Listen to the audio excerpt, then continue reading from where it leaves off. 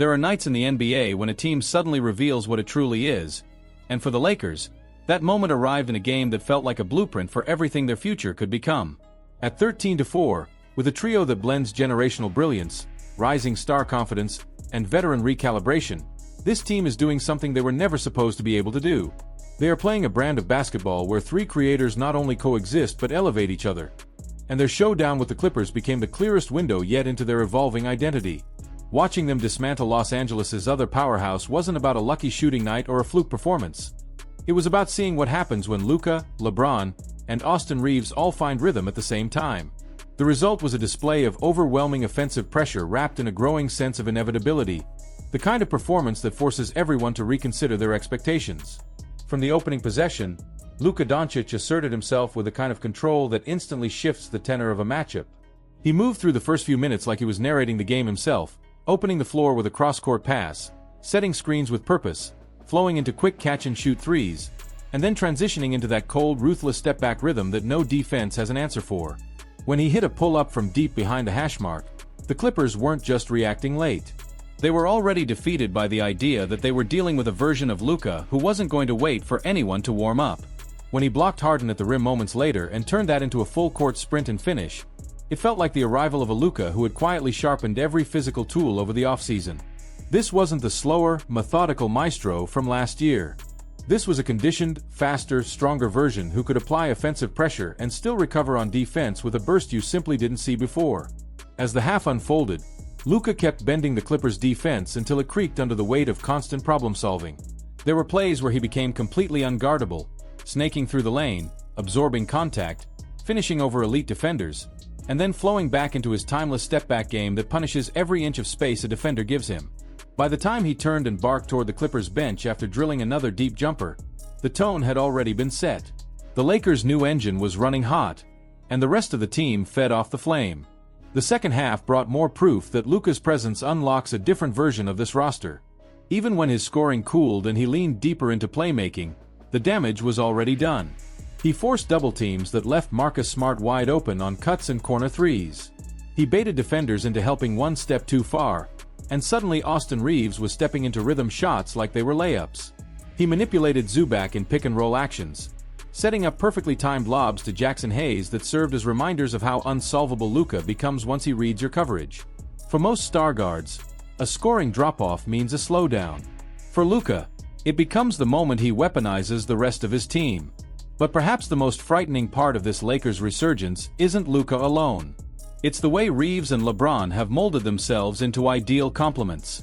Reeves has transformed into something far greater than a role player or spark plug. He is now the kind of secondary creator who thrives off the chaos Luka generates.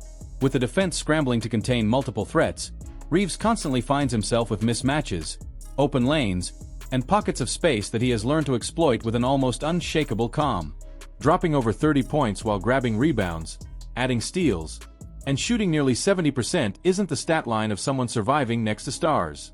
It belongs to someone thriving because he finally has room to play freer, faster, more instinctively. And then there's LeBron James, evolving once again into whatever this team needs him to be. Against Utah, he was a pure playmaker. Against the Clippers, he blended everything together. Scoring efficiency, secondary creation, defensive presence, and timely leadership threaded through every possession. What stands out is how naturally he has accepted a connector role, orchestrating actions, managing pace, and choosing his scoring windows with veteran precision. When he's on the floor with Luka, he becomes a stabilizer. When he runs with Reeves, he becomes a pressure valve, trusting the young guard to initiate while he plays off ball, saving his body for the moments that matter. A LeBron James who no longer carries the offensive universe but instead shapes it as a version that can extend his impact deep into the season. Still, the highlight reels cannot mask the flaws. Their first quarters against Utah and the Clippers were defensive breakdown exhibitions. Their turnover problem remains a glaring weakness, and their shot selection, particularly Luka's reliance on high-difficulty stepbacks, can derail a possession before it even has a chance. But the irony is that despite these issues, despite the lapses and inconsistencies, the Lakers keep winning the games that matter. They sit undefeated in clutch situations, armed with the league's best clutch defense, navigating chaotic fourth quarters with composure far beyond what most expected from a team so recently assembled. The Utah game showed both ends of this spectrum. The first matchup was pure dominance, a 140-point masterclass with Luka, LeBron, and Reeves in sync and Aiton punishing mismatches. The second was messy, choppy, and frustrating, with missed threes, sloppy defense, and shaky decision-making. Yet somehow they survived, grinding out a narrow win that many teams would have folded under. That ability to look bad and still escape with victory is often the difference between contenders and talented regular-season teams. And the Lakers are showing signs that they might be inching toward the former. Their path forward is defined by details. They must tighten defensive execution, reduce turnovers, and help Luka strike the balance between hunting highlight stepbacks and generating paint pressure. But the ceiling, the vision of what this trio can become, is more visible now than at any point in the last decade for this franchise. When their roles align perfectly, when their synergy sharpens, they don't look like a theoretical contender. They look like a real one.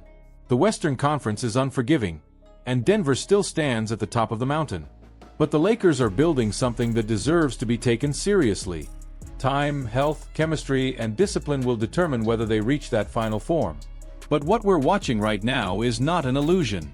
It's a team discovering its identity, piece by piece, moment by moment, possession by possession. Thank you for watching this breakdown. Do you think this Lakers trio has what it takes to challenge the West's best, or are the flaws too deep to ignore? Can Luka, LeBron, and Reeves truly reach championship form together? Share your thoughts in the comments, and if you enjoyed this deep dive, make sure to like the video, subscribe to the channel, and turn on notifications so you never miss the next analysis.